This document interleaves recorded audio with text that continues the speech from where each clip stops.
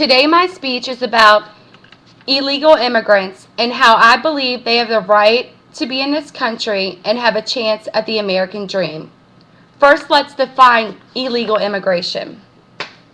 It can be defined in three ways: by entering without authorization or inspection, by staying beyond the authorized period of legal entry, or by violating legal terms of entry. Who are immigrants? Do you know your family tree? How many of our relatives were immigrants? Illegal immigration dates back to the 19th century, where it all started at Ellis Island, the New York portal for immigrants. Ellis Island opened in 1892 and became the nation's premier federal immigration station. New arrivals were required to prove their identities, answer a series of questions, find a friend or a relative that could vouch for them, and were scanned for physical ailments.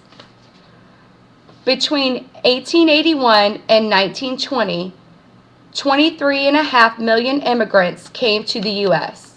Was this one of your relatives? Where would you be today if one of your relatives were denied entry? Let me tell you a story of an illegal immigrant that I know and how he risked his life for the American dream. First, let me tell you how they lived in his country. He's from El Salvador. They had little or no food. They had no running water. In order to get water, they had to walk to a well, carry the water back to the house. Their food supply consists of beans and rice, and that's when their father could send money.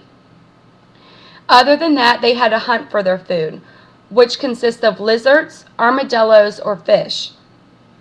His father left at the age when he was 8 years old, so his sister that was 12 had to raise him and the 4 other siblings. Their house had dirt floors. They had beds that consist of just wood with a thin layer, which he described as possibly a placemat for a mattress.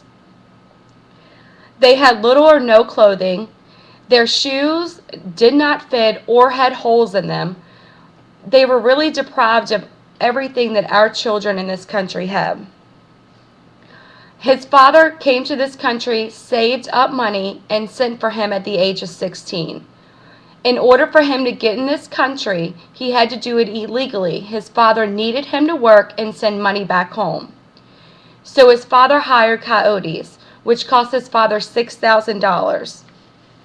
His father told him that men would arrive at the house to pick him up.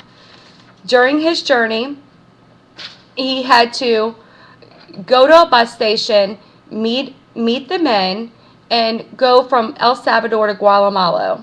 At Guatemala, they met several other people, approximately 20, who would also partake in this venture. They stayed in a hotel room in this country for 2 nights, 2 rooms, 1 room for men, 1 room for women. They had to walk through the mountains. They had to risk their lives to coyotes, poisonous snakes, but at the end of the day, they realized that one day they would be in America. After they arrived in Mexico, they found a house that the coyotes had offered them. They stayed for 2 nights. They were then fed and gave a water supply to. After that, they had to walk through the desert. They would sleep during the day and walk at night. The only thing they had was water. They had no food supply. They were all terrified. On this venture, 8 people died. Imagine your 16-year-old son having to walk through a desert, not having any food, and watching other people die. This journey took him a month. He did not come to this country to take our jobs.